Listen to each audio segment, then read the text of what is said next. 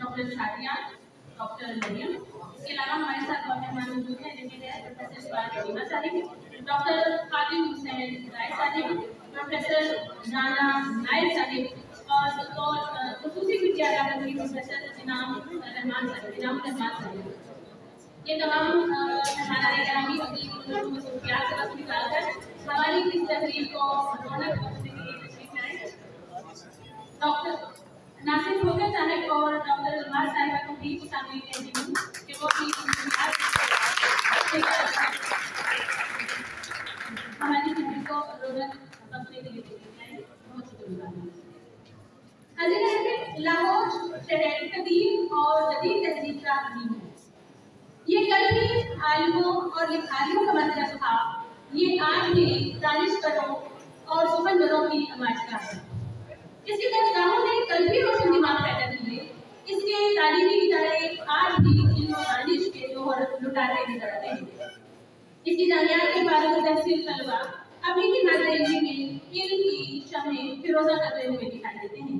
ऐसी ही शख्सियत हमारे साथ मौजूद है डॉक्टर मोहम्मद नईम की सूरत में, जिन्होंने सरदौदा यूनिवर्सिटी और डीसी यूनिवर्सिटी लाहौर में इनकी शमत फिरोजा की। हाल ही में आप यूनिवर्सिटी ऑफ पंजाब में बतौर एसोसिएट प्रोफेसर तैनात हुए हैं। जदीद तनकीदी नजरियात और फिक्शन पढ़ने में निगाह रखते हैं। माबाद नौबादियाती तनकीद और सकाफती मुतालियात के हवाले से उर्दू दुनिया में अपनी एक अलग शनाख्त कायम कर चुकी है। उर्दू नावल और इस्तेमालियत और उर्दू नावल का सकाफती मुतालिया आपकी पसंद है। आपकी घर मुस्तालियों में डॉक्टर मोहम्मद नईम साहब, डॉक्टर साहब की नजर जो मेरे दिल की आवाज़ है और वो ये है कि ये जो लाहौर से मोहब्बत है, ये जो लाहौर से मोहब्बत है, ये किसी और से नहीं।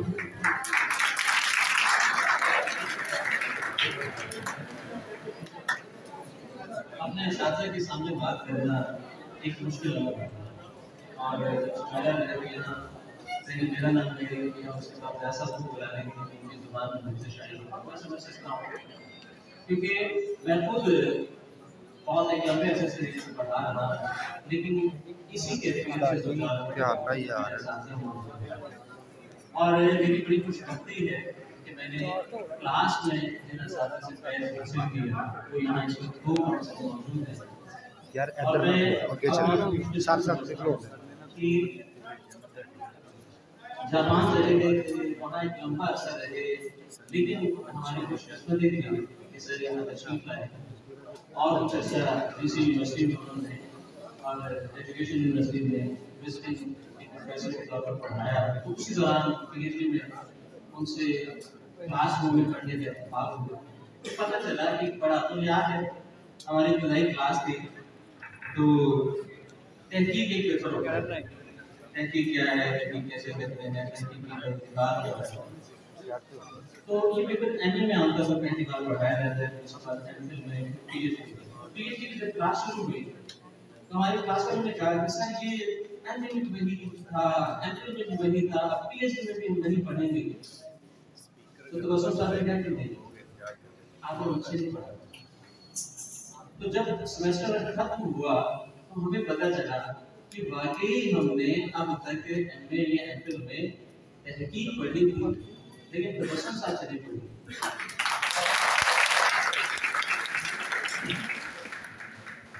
तो डॉक्टर जावल हसन रहमान उस्ताद हैं, बहुत ही पुरजोश उन्होंने बात की, ठीक है। तो आपके लिए बहुत सी उसमें बातें थी और सीखने की बातें थी। दो तीन बातें मैं करता हूँ। लाहौर क्या है, क्यों है लाहौर, लाहौर की क्या है? देखिए एक साहिब है हमारे बुजुर्ग हैं, पानी बदल पैदा होते हैं, दिल्ली जाके सीखते हैं, लाहौर आ गया, दिल्ली में ही पैदा हो गए, दिल्ली में ही सीखा। वालिद भी एक बड़ी शख्सियत, अंग्रेजों ने उनको फांसी भी दी, ये लाहौर आया, ये दोनों लाहौर आया, दोनों क्लासिकी मिजाज रखते थे, क्लासिकी ट्रेनिंग ली हुई थी। यानी वो बातें जिनको जैसा आपने कहा कि हमें इंसान बनाती हैं, उस तहजीब के प्रवर्तक है। लेकिन जब लाहौर आते हैं तो फिर उनकी क्लासिकियत में जिद्दत का उनसुर शामिल होता है, और हम कहते हैं कि मौलाना मोहम्मद हुसैन आजाद, मौलाना अल्ताफ हुसैन खानी सियालकोट में पैदा होते हैं, पढ़ते हैं, शमसुल उलमा से पढ़ते हैं, लेकिन वो शमसुल उलमा उनकी वजह से खिताब किया जाता है। तो मोहम्मद इकबाल जब लाहौर आते हैं तब वो शायर मुर्शिद का सफर शुरू करते हैं लाहौर। इसी तरह आप देखिए कि टांक आप नहीं जानते होंगे क्योंकि अब वो हिंदुस्तान का हिस्सा है, पहले अभी का हिस्सा है। तो टांक राजस्थान के एक शहर है, वहाँ एक शख्स पैदा होता है, वो लाहौर आता है, लाहौर में तरबियत हासिल करता है, फिर कैम्ब्रिज चला जाता है, वहाँ से उसकी तरबियत होती है। तो वो महमूद से हाफिज महमूद शिरानी मुहक्किक अव्वल कहता है। तो ये कुछ नाम मैंने आपके सामने रखे हैं, उनकी परवरिश में, उनकी पर्दाश्त में, उनको वो बनाने में, जिन शख्सियतों को आज जिस तरह से बनाते हैं, लाहौर का कैसे कोई शहर अपना किरदार अदा करता है। सवाल ये है, क्या उसके पानी में कोई तासीर होती है, उसकी फसलों से जो खाना आता है, क्या उसमें कुछ ऐसा शामिल हो जाता है? नहीं। बुनियादी तौर पर इदारे होते हैं, इदारे हैं जो किसी शहर की पहचान होते हैं, और इदारे हैं जो तरबियत आपको देते हैं। जैसे इस वक्त आप एक इदारे में बैठे थे, जो बातें जैसा आप कर रहे थे, उनमें बुनियादी बात जो उन्होंने की वो क्या है? आप क्लास में बुलाना पढ़ते हैं, लेकिन निसाब पढ़ते हैं, उस निसाब से अलग इल्मी बात क्या होती है, इल्मी मुकालमा क्या होता है, वो बात जो हमारे सरों के ऊपर से गुजर जाती है, क्या हम उस पर अक्ल की कोई कुंडली डाल सकते हैं या नहीं डाल सकते? वो आपको क्लासरूम से बाहर मिलता है। कहाँ मिलता है? अब इस वक्त जिस हाल में आप बैठे हैं वहां मिल रहा है। तो इदारे अफराद से भी बनते हैं, इदारे चार दीवारी का नाम नहीं होते। मैं नहीं जानता कि इससे पहले शालीमार कॉलेज में कोई ऐसी तकलीफ हुई है या नहीं, लेकिन मैं ये आपको बता रहा हूँ कि अब आज की तकरीब से पहले आप जो थे, अब आप वो नहीं रहेंगे, अब आप वो नहीं रहेंगे। अब आप, और इसमें जो बुनियादी फर्क होगा वो इस सरगर्मी का होगा जिसके लिए आपके असातिज़ा, आपके प्रिंसिपल साहब, आपके उर्दू के सदर शुबा सब तरह तहसील के मुस्तहिक हैं।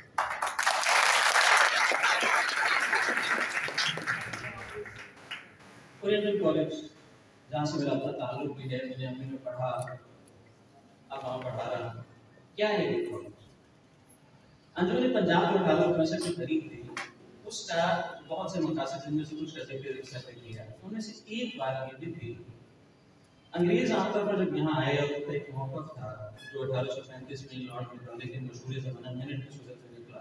वो क्या था कि हम एक ऐसी नस्ल तैयार करना चाहते हैं जो रंग के एतबार से तो हिंदुस्तानी हो, इंडियन हो, लेकिन अपने फिक्र, अपने मिजाज के एतबार से क्या हो, वो अंग्रेज हो, हमारी तरह सोचे, हमारे लिए सोचे।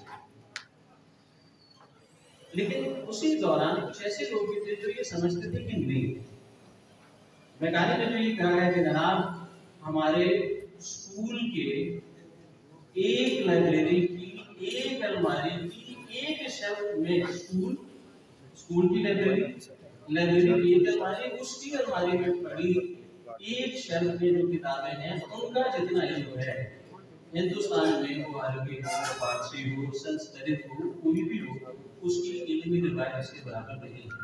इतनी तहकीक उसके। तो अंग्रेजों के साथ ही कुछ लोग जो आए उनमें एक थे डॉक्टर लाइटनर। डॉक्टर लाइटनर ने, चूंकि वो अरबी जानते थे, उनका ताल्लुक भी वैसे वो अंग्रेज नहीं थे, नस्ल अंग्रेज नहीं थे, अंग्रेज से उनका ताल्लुक था, अंग्रेजी भी बोलते थे। वो 20 से ज्यादा ज़बानें जानते थे, जिनमें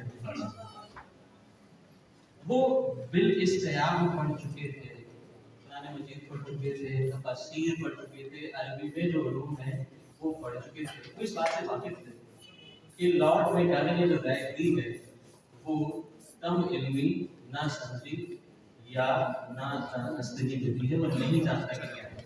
सो उनका ये नुक्ता नजर था। जो अंजुमन पंजाब कायम करने वाले लोग हैं, जिनमें अहम तरीन नाम है डॉक्टर लाइटन। तो लाइटन का ये मौक़िफ़ था कि अगर हिंदुस्तानी को तालीम देनी है तो ये कोई तरीका नहीं है कि हम उनको सिर्फ मगरबी तालीम, एक इम्तिजाज होना चाहिए। और दूसरी बात जो एक बहुत बड़ा झगड़ा था वो ये था कि किस जुबान में दें, किस सतह पर, अंग्रेजी में तालीम दी जाए, फारसी में दी जाए, उर्दू में दी जाए, किस पर पढ़ाया जाए। तो ज्यादातर जो लोग थे, जैसे लॉर्ड मेकाले के जो मानने वाले थे, उनको एक था कि अंग्रेजी में ही दें, इनकी जुबानें इस्लामी में दी।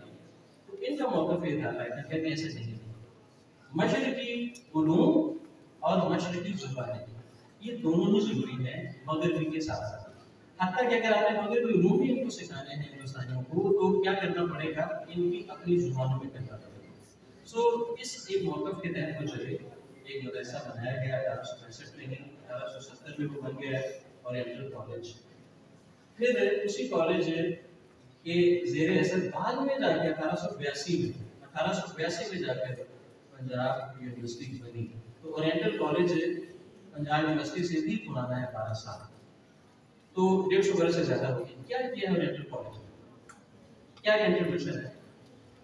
मैं आपसे अर्ज कर दूं कि ओरिएंटल कॉलेज में इस वक्त आपकी पंजाब भर की जितनी भी यूनिवर्सिटीज हैं वहाँ पंजाबी, फारसी, अरबी, कश्मीरिया या उर्दू के जितने भी शोबे हैं उनका इब्तदाई मौका अगर लगाया तो या ओरिएंटल कॉलेज के असातिज़ा ने खुद जाकर लगाए, वो बहावलपुर हो या बाहर की जगह यूनिवर्सिटी हो, या उनके शागिर्दों ने लगाए।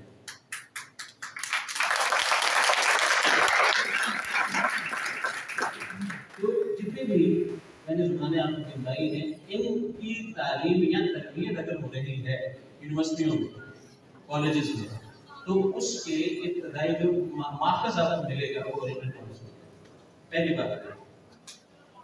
दूसरी बात कि किसी भी इदारे का अगर आप उसको रसूख देखना चाहें तो वहाँ जो तदरीस हो रही है और जो तहकीक हो रही है उसको देखें।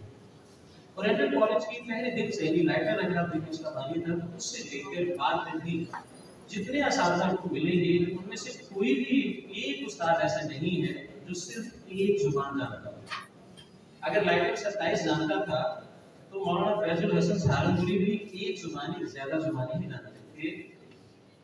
अरबी फारसी तो हमारे बुजुर्गों को आते हैं, लाजमी तौर पर ये लाजमी बात है कि हमारे इल्मी किनारे जो भी होते थे वहाँ फारसी मौजूद होते थे। अंजुमन पंजाब में उसके बाद लाहौर में जदीद मरकज बना तो उसमें एक और जुबान का इजाफा हो गया, वो अंग्रेजी।